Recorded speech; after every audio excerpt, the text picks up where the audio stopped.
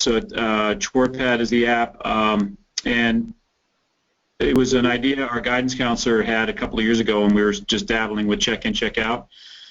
It's more fun for kids to, when they click on the app, there's a lot of sparkly noises, and they have check marks and trophies and things like that, so they get a lot of immediate fun things when they go through check-in and check-out at the end of the day. It's fairly easy to set up. The screenshots I gave you pretty much shows you what you'd have to work with.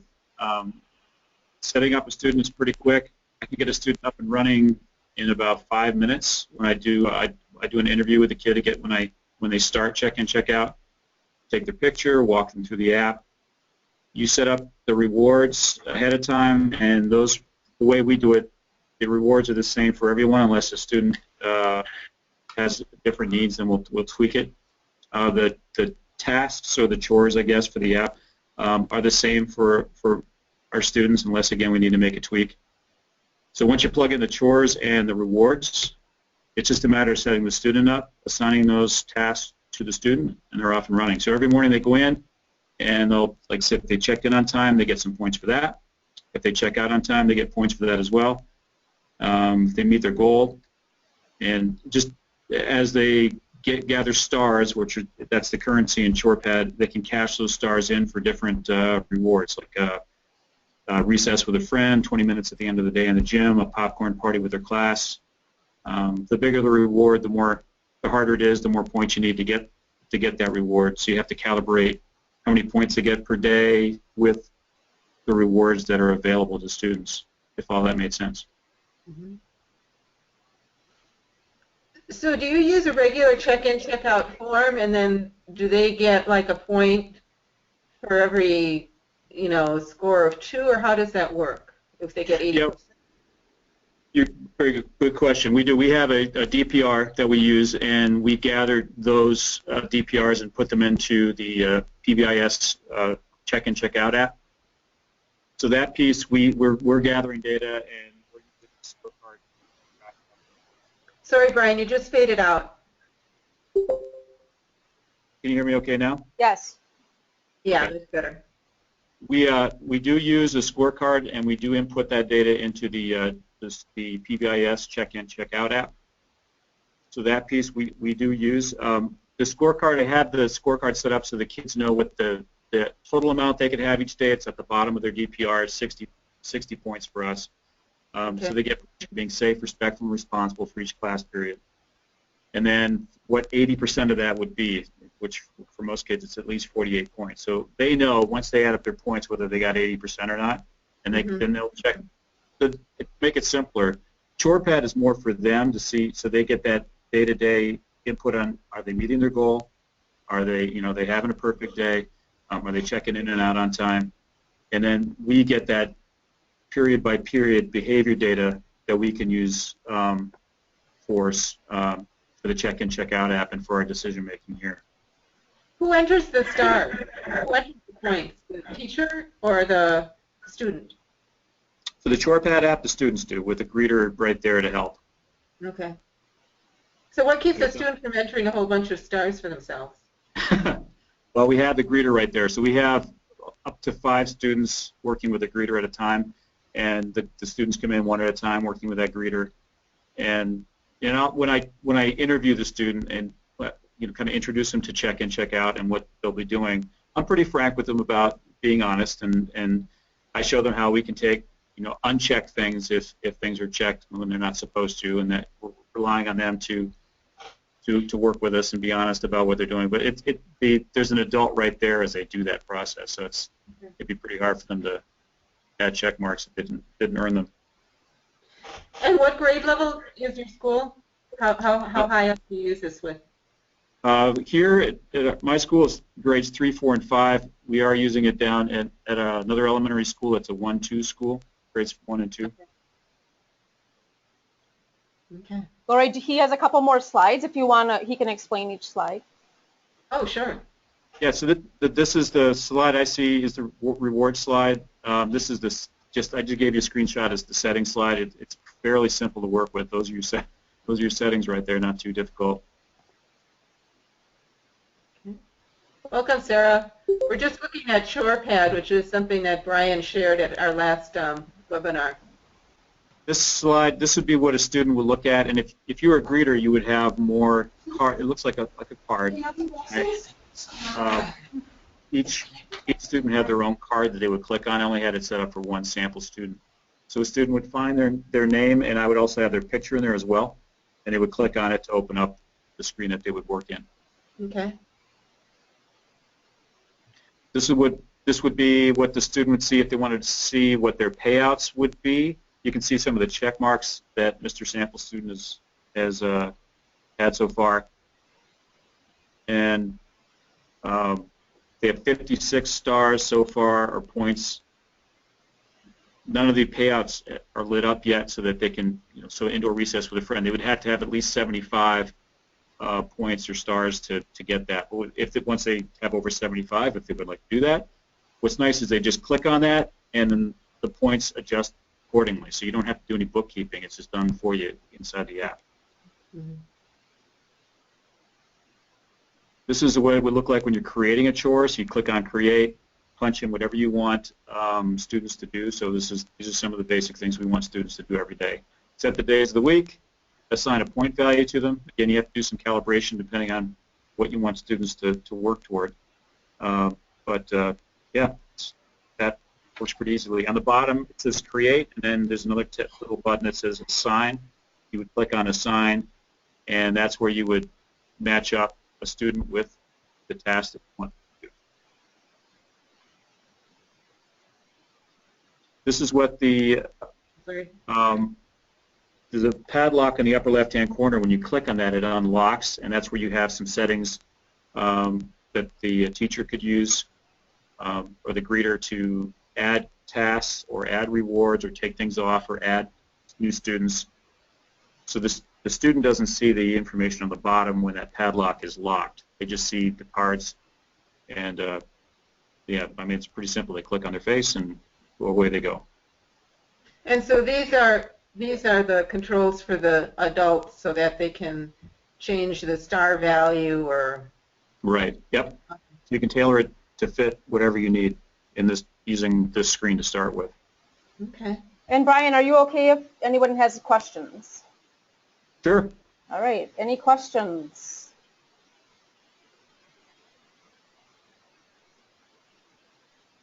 If you have a question, you can either chat it. I prefer that you speak. I have a question. This is Kim. This is an iPad app, right? Yes. So, it may be available for Android. I think the last time I looked about a year ago, it wasn't, but it is available for an iPad, yeah. Okay, thank you. do the students in your school all have iPads, or there's just an iPad out there at the greeter station? At this school, we have iPads for staff members, so Okay. we make sure that if a greeter doesn't have one for whatever reason, we make sure we get one to that greeter. Okay. The app itself, I saw a question about the cost. The app itself is I can't remember, rated at $4 to $6 range. Okay. And how many students do you have on this now? As of today, about 13 students. Okay. Other questions?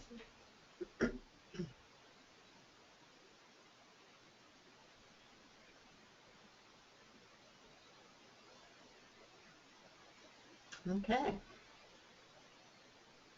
The app is $4.99 for the ChorePad HD and $2.99 for ChorePad. And if you go around and do some research, I mean, there are a number of different apps, and I think there are even websites you can go to that are designed mainly for parents working with their kids at home, but you can, I mean, that's what ChorePad is, that you can tweak or change to work with you at school. We just liked it because it made the greeter's job easier for keeping track of points and giving feedback to the students. Thank you, Brian. You're welcome. That's so great that you shared that. Very cool. If someone has something that works at the high school level, please let us know so that we can showcase it. Like if someone has a Google Doc or something that they use at high school. You know, at Dave, I think in West Dallas, you had a middle school that came up with a really great Google Doc for check in, check out.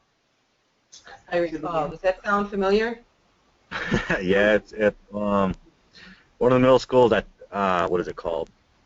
Quick Check or something like that. It's just something that they set up on their.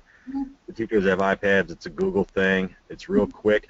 One of the high schools has something very similar to it that they use for their check-in, check-out with varying degrees of success. So yeah, a lot of it's set up on just like a Google form, and it's real quick for the teachers to put the information in and move on. Okay.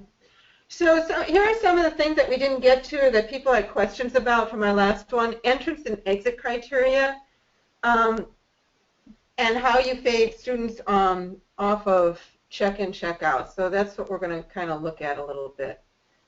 So entrance criteria, I don't know if you recall, but we had a document called Guiding Questions. And it's one of the things that you worked on in the initial training.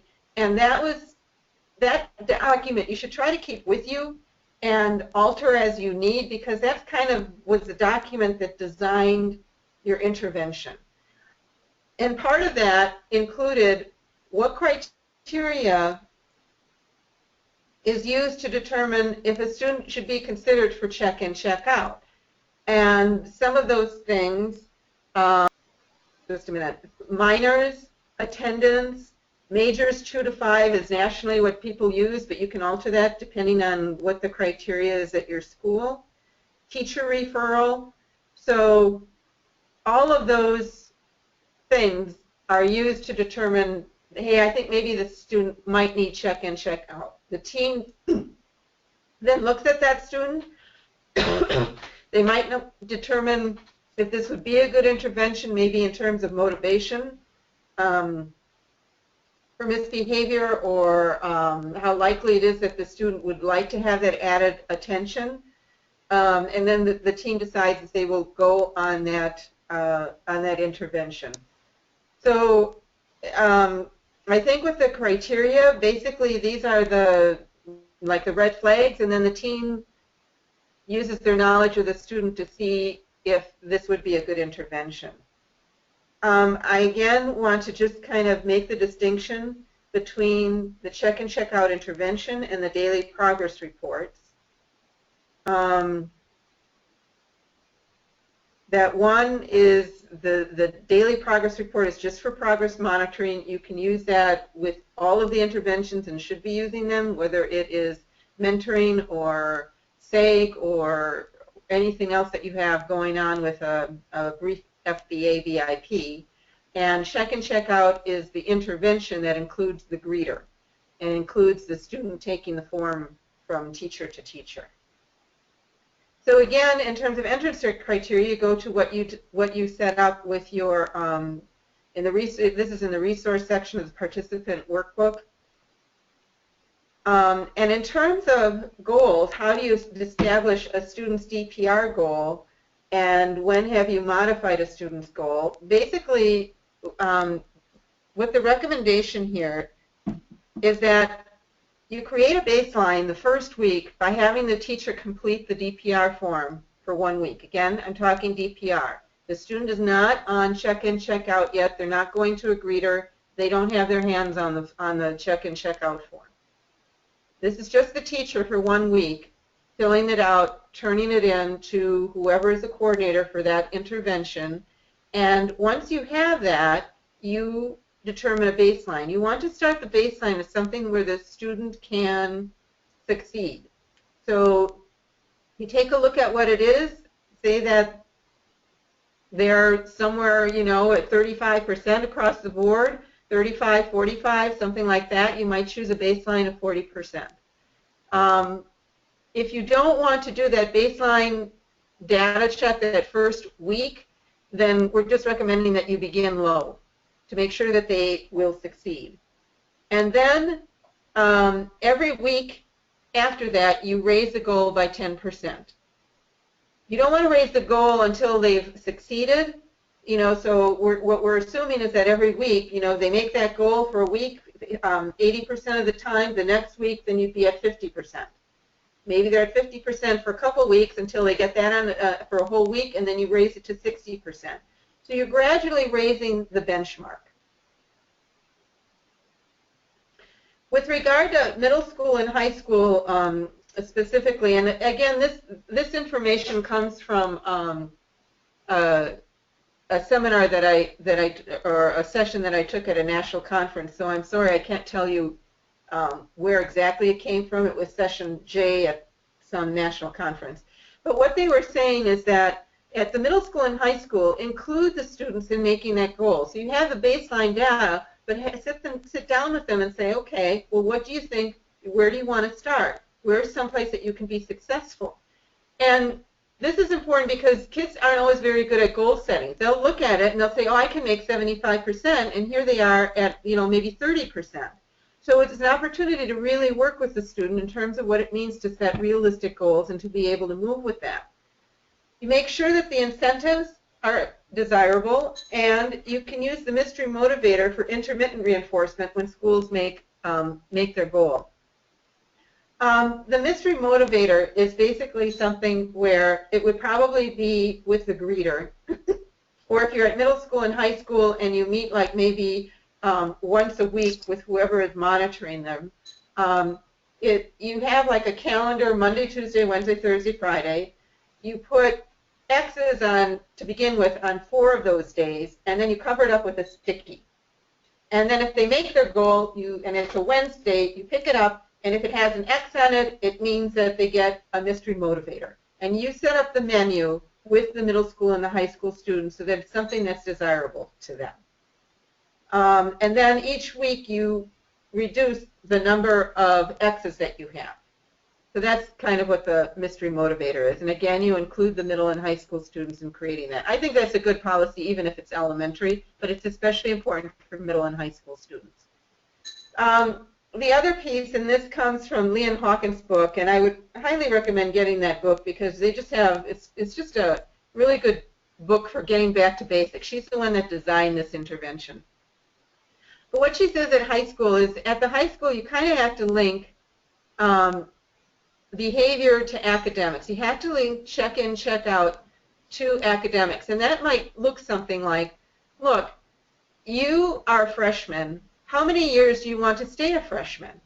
You need to pass this many classes to move on to sophomore status. And right now, it looks like you're failing in these 2 classes, and a lot of it is you're not doing your homework, you're not being responsible, you're not getting to your class on time.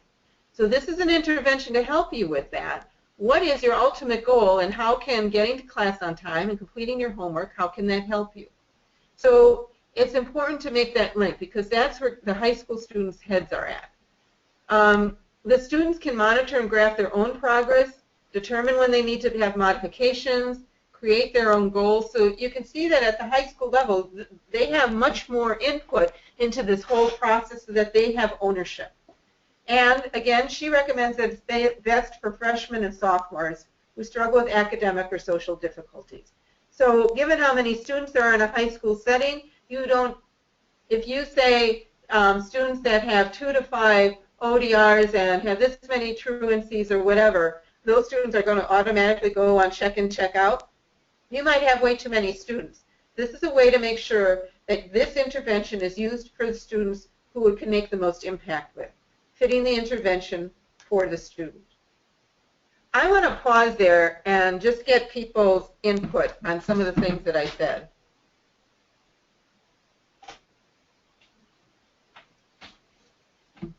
And I'm fine to call on people. We are going to be doing some high school specific technical assistance sessions. Those are not scheduled yet, but we will announce them on this during these sessions at some point. So, and in other ways through your technical assistance coordinators in your regions.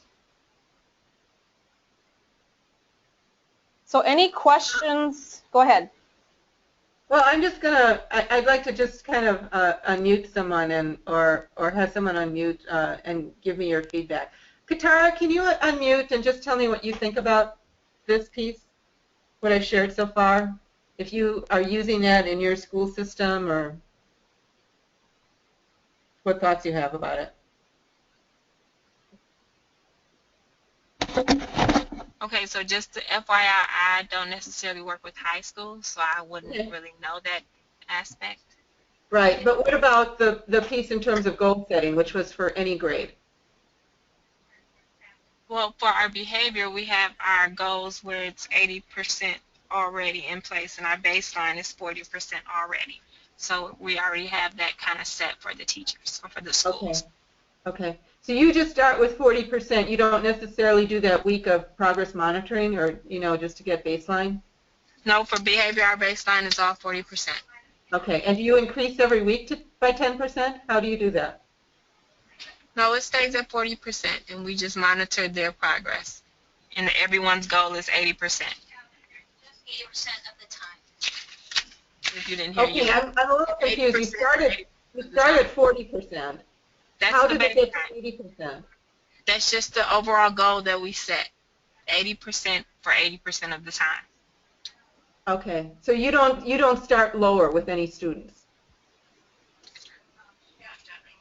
Not generally. Okay. Okay, I'm going to mute myself now. Okay. Josh, can you unmute?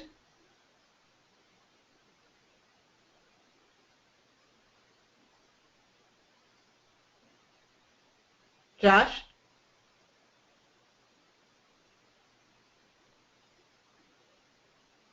There we go. Can you hear me? Yes, we can. Thank you. I couldn't find the little button. Yeah. Yeah. What's your question? Well, when you do baseline, do you go a week before you set your goal, or how do you do your baseline? Yeah, it varies student by student.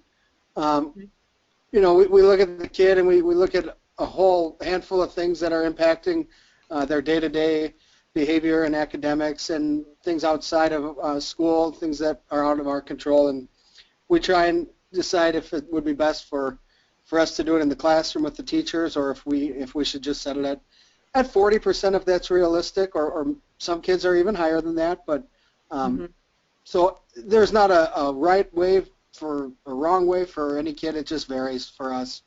Okay. Yeah. Okay. Thank you. Yeah, you're welcome. One of the pieces, and I'm just going through a little bit for middle school and high school because that was one of the questions that we had, is once a student is reaching 80%, decrease the number of times a student has to check in with teachers from 5 to 3 to 1. And the student monitors themselves and asks the teachers to confirm. And I think that's a good fade out for any student.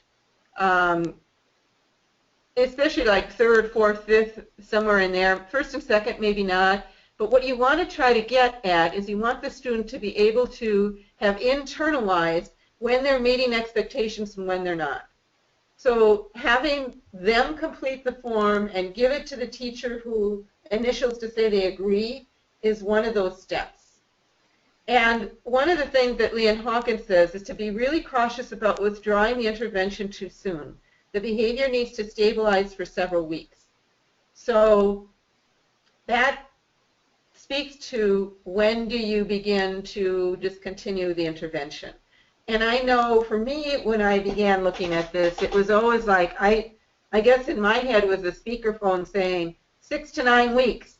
And after 6 to 9 weeks, that's it. If they don't have that, you take them off after 9 weeks or you add an intervention. This is a little different than that. This is saying give yourself some room to make sure that it's stabilized before you take them off the intervention. And that's especially true for the middle school and high school, but I think it's true for all. To chime in on your session today and just talk a little bit about what does our systems and what do our systems look like, and what does that mean for our students with IEPs? And really this first one is a message that is being sent from the U.S. Department of Education that's really saying students with disabilities must be a part of our overall systems, and we need to create those conditions for that learning for all. So it's not just a Wisconsin thing that we're talking and sharing this message, or just the RTI Center. This really is much larger and really is ultimately the message that they are wanting to be sent. So some of this is really just taking a look at some of the research that is out there around staff attitudes regarding students with IEPs. And it's really taking a look at that. Educators who have negative attitudes towards students with disabilities, they tend to have that lower achievement, that expectation of lower achievement, and the inappropriate behavior, and we're expecting those behaviors. Some of the negative attitudes, actions of others negatively affect the behavior, social relationships, education, employment, and health of individuals with disabilities. Not probably anything that is new information for many of you. And so this is one, just recently I was participating in a session that they talked about some of the research out there regarding polling of educators. And when they polled educators, it was really that idea of finding out, when we make the statement, all students can learn, the educators that are in our schools, do you agree with that statement or do you disagree with that statement? And when they did this, this poll, what they found is that there are only 60% of our educators in the schools today that truly agree with that statement, and there are 40% that disagree. And I know for me, that was just really kind of seeing, I'm a statistics person. My former life is that of a school psychologist. And so when I look at those numbers, that's really alarming to me to think of 2 out of 5 educators in our schools today truly do not believe that all students can learn. And so think about that, and think about your schools and the culture within your schools around that.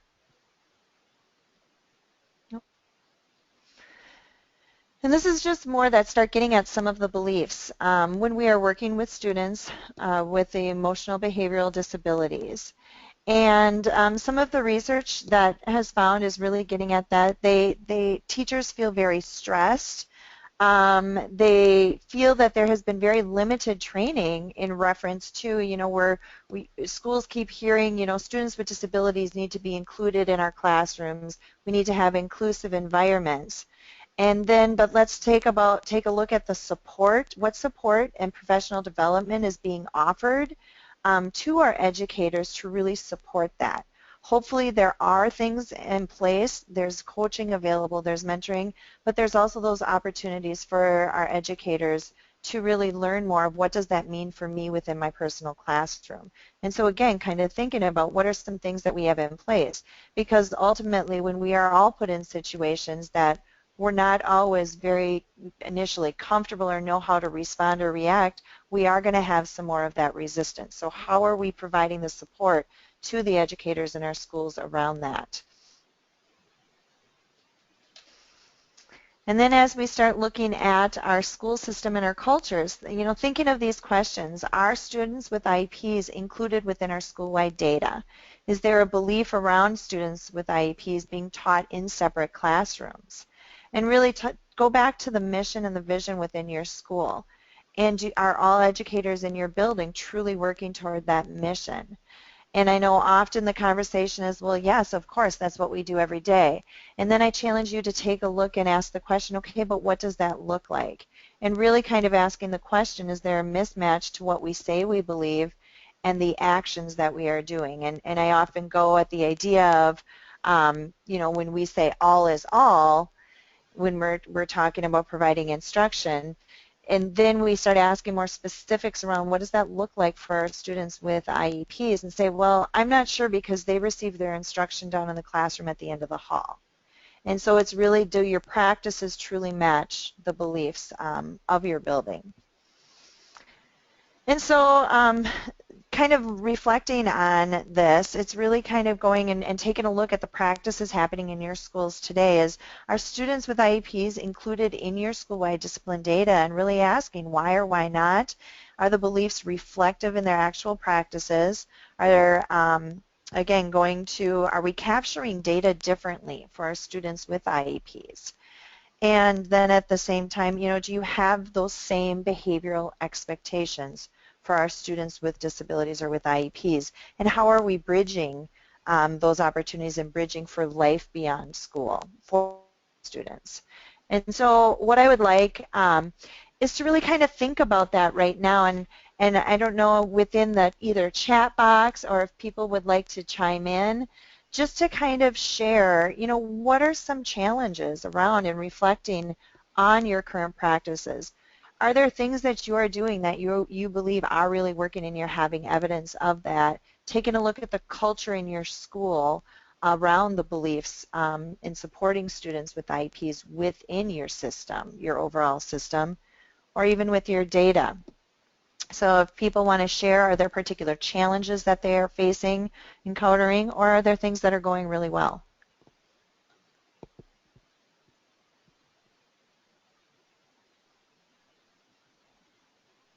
So again, feel free to put something in the chat, or if we could at least have one or two people kind of share out. I just have a question of people. Do we have the option to raise our hands on here or not? Yep. I don't see it on mine. I don't see it on mine. Do we, Stephanie? Well, Dana, can you tell if you can raise your hand? You know what? I am not seeing the option on mine. Yeah, okay. This is the question I have. My question is this third one about is your data collection system. Do your are all office discipline referrals for special ed students entered in your data system? If they are, and you know they are, can you raise your hand? And otherwise, don't raise your hand. So I just have a question. Are all office discipline referrals for special ed students entered into your data system?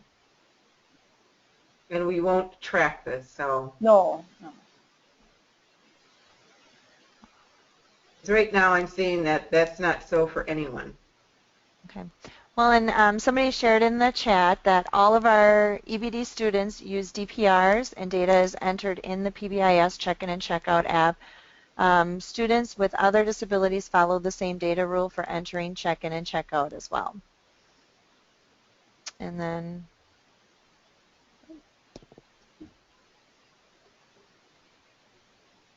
the expectation in Milwaukee is that all students are included in behavior interventions. This includes special ed. we include all. Okay, great. And that is great to hear. Just kind of giving some background. Across the state, we have been engaging in a lot of conversations and really hearing that that is not the case. So to hear that many of you are including their data. And really what we are ultimately looking for is creating that efficient and effective system for all. And it's really taken a look at how are we using one data system that can get at meeting a broader spectrum of needs and really trying to create that efficiency and understanding and that consistent messaging then within our schools as well. So thank you. Oh, go ahead. Yeah. Well, I know that there are schools that I work with that is not the case because they feel that there would be way too many referrals and they would all come from one student because they have some students with severe, especially EBD students, that would probably have a referral a day at least. So yep. They feel that that would skew the data, and so they have a different system for tracking that data. And that is a lot of what we are hearing as well, Lori, so thank you for sharing that. And it's really getting to that question of how are we utilizing and making the connection from that systems level data all the way to individual IEP goals. And one of that is really kind of taking a look at our school-wide expectations and really kind of identifying, what are some of the strengths and then what are some of the challenges and needs that we are capturing within their present level, and then within that making the link to their particular IEP goals as well. So we are really providing some of that bridging between our school-wide expectations to specific individual targets within a student's IEP. So we'll keep going here, being conscious of the time. And so, you know, Rob Horner, I loved his statement of when he shared, you know, equality means we don't find a place for her, we make this the place for her. And really kind of taking a look again at our schools and that understanding, and also some of that research that says the single largest reasons move away is related to social behavior. The single largest reason that teachers leave is also due to that social behavior. So come back to the culture within your school and the retention of our staff and our educators wanting to stay in our schools, and what does that look like, in asking some of those questions. So when we support our students with IEPs within our PBIS framework, what are some things that we can kind of do up front, is getting at that, you know, prepping at the start of the year, and really, especially when we start looking at students that have clearly identified mental health needs and other behavioral needs, how are we preparing them for a successful start at the beginning of the year? Taking a look at those pre-teaching opportunities, some of those practice times. How are we providing that support to our educators that are working with the students, and really providing them the support that they may be looking for and need in reference to that successful bridge and transition as well. Some other things is really taking a look at how are we identifying what is the process we have within our system to take a look at the replacement behaviors and identifying what those particular behaviors are. And, you know, when we take a look at what does our FBA process look like, where within our system, and how are we taking a look at that, and utilizing, you know, the simple FBA in comparison to when do we make that decision as to the more complex FBA and when that comes into play, and really taking a look at those replacement behaviors and where are those opportunities and how are we providing opportunities of practice, and that messaging, again, kind of coming back to keeping the high expectations and the standards within our school, and then teaching some of those techniques, and again, working with our staff and giving them those opportunities. We often get a lot of question about transitioning back through to general education, especially if we have self-contained programs within our schools, is how are we again providing that bridge? And this is where we say linking back to our school-wide language and messaging, and using those expectations really as the high standard, and kind of saying, providing that bridge back to really have that consistent messaging and giving the opportunity so they can be successful as they transition back out of a self-contained setting.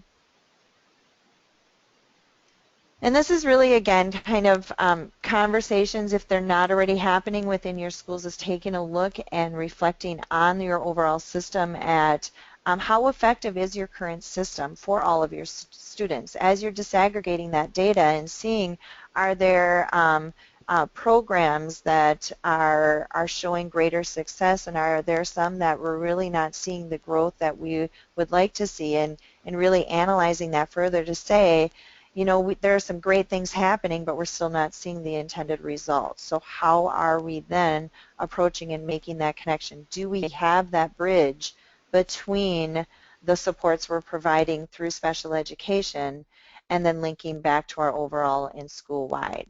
And really kind of diving in to take a look at what supports are in place for all of our students, and including what are some of those that may be specific for our students with IEPs, and where is there a crossover between them.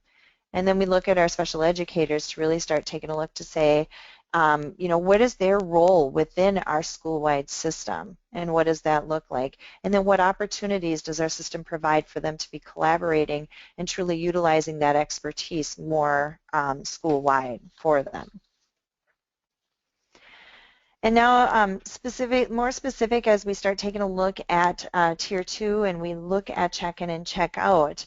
At the idea of one of the big questions we hear, one of the concerns is that often when check-in and check-out is in place in your school, if a student has an IEP, so often it's the automatic assumption that the individual that's going to do the check-in and check-out will be the special education teacher of which that student is on their caseload.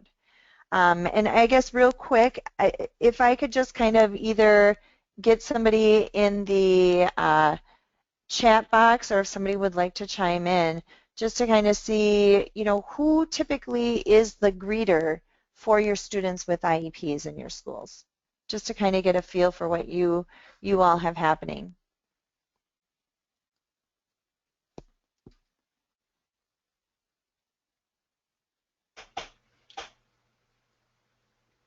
Why don't I just kind of unmute? Let me see. Amanda, can you unmute? Who's the greeter for your students that have IEPs? I was just typing it into the box, but basically we let the students kind of decide that. If I will say, you know, is there somebody that you would like to check in and out with? And oftentimes that would be one of the support staff or special education teachers who work with them frequently, but there are several of our students who also have regular ed classroom teachers that they choose to check in or out with. So we kind of leave it up to them so that they have some choice and control over it, so they're a little more bought into the program. Okay. Great, great. Beth? We have a couple of people that chatted. Greg said case manager if check-in, check-out is part of IEP. Greeter if check-in, check-out is through Tier 2. Josh said mainly case managers for students with IEPs, our PBS coach with our 504 students, and regular ed students. Christopher Robinson said our students with IEPs have the special ed teacher or para as a greeter. And Dave Stanley said typically it is the student's case manager. Case managers use the DPR to help gather data for IEP goals, but it also depends on the level. Okay, thank you. And really, you know, just kind of hearing some of that, there is a lot of variation, and that is something that we are seeing. And one of the questions that I often come back to is thinking about what are the expectations for check-in and check-out? When you're just talking check-in and check-out itself, and Stephanie and Lori, if one of you would want to share for first, is it often, I know in the past we talked a lot about typically it is not their general education teacher, that you're really kind of looking to establish a relationship with another, you know, someone that's not their day-to-day. Is that still something that you guys kind of share or kind of recommend? Yes. It should not be the teacher that they have.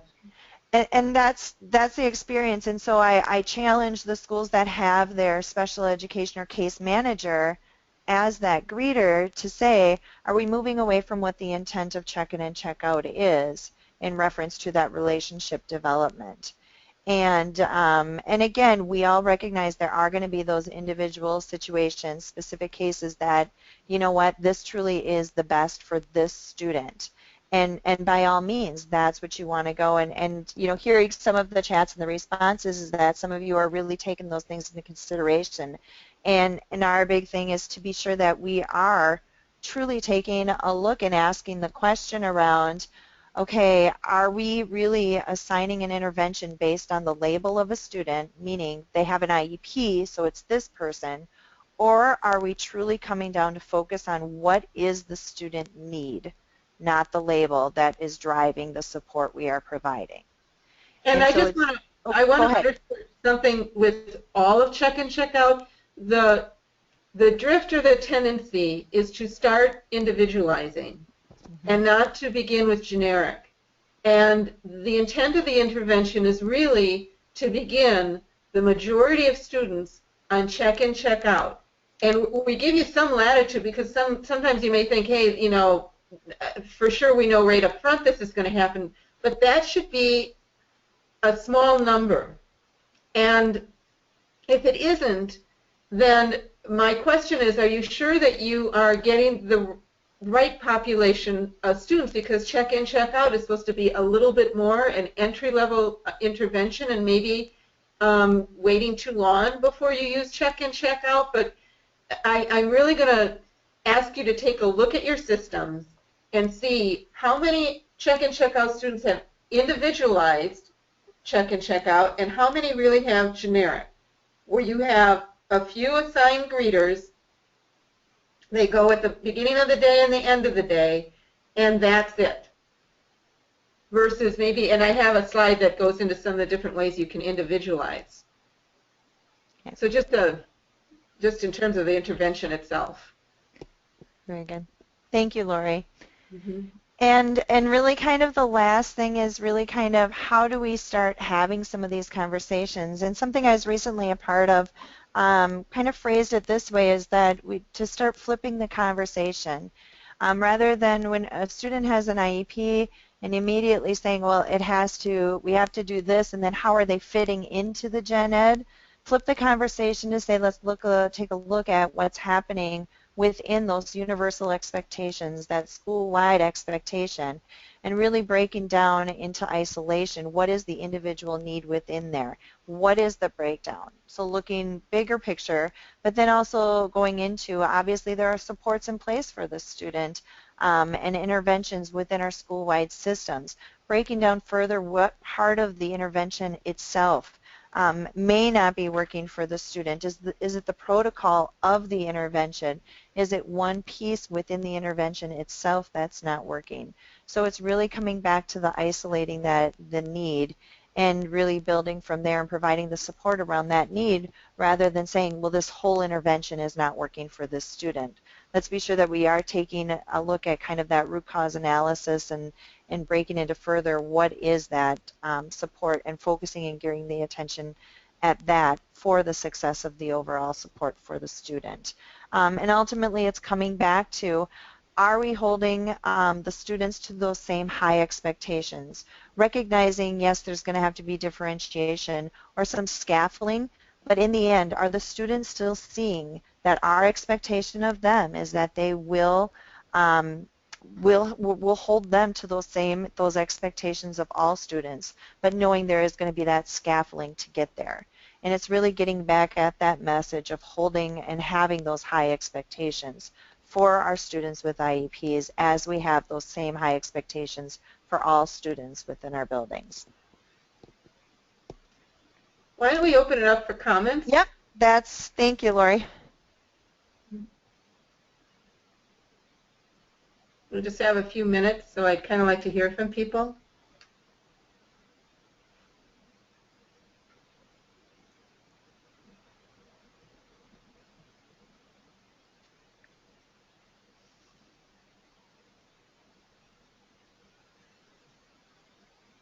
You're welcome to chat in the chat box or just speak.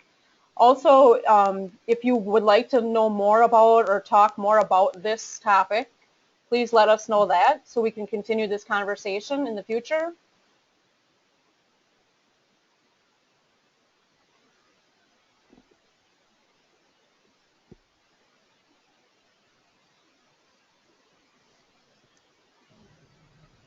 Now can you hear me? Yes. Oh, hello. Hello. Oh, there we go. This is Denise, speaking with the students with IEPs as our general education students first. I think the RTI process is really helping our teachers to understand that, in that we include them also in interventions, and that's different than their IEP goals. So I think the same is with the behavior. They have their specific IEP goals, but they can also be included in the Tier 2 interventions. So I think really through the RTI process, it's really helping teachers understand more the behavior side of including students with IEPs, if that makes sense. It does, Denise, and thank you very much for sharing that. And that's great to hear.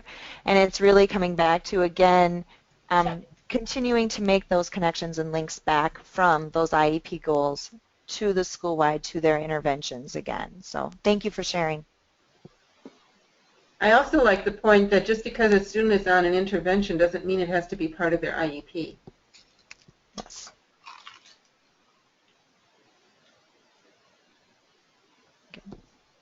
Josh said, great point on the last slide, general education students first. If you would like to add anything in the chat box or comment, if you want to continue this conversation, especially maybe Lori's last thing that she said before Josh's comment, or future topics that you would like to discuss. We are not going to be meeting in December. We've canceled the December session, so our next session is January, and I believe it's January 19th. Lori, is that what the slide says? I don't have my calendar book here, sorry. It's on the slide. January 19th at 3 o'clock. So any questions for Dana? I just gave you the screen back, Stephanie. Okay. And I know we didn't get to, we wanted to get to check in, check out with individualized features, but I guess we will save that. And again, too, I just want to offer if there are other specific questions in reference to students with IEPs, feel free to connect with me directly as well.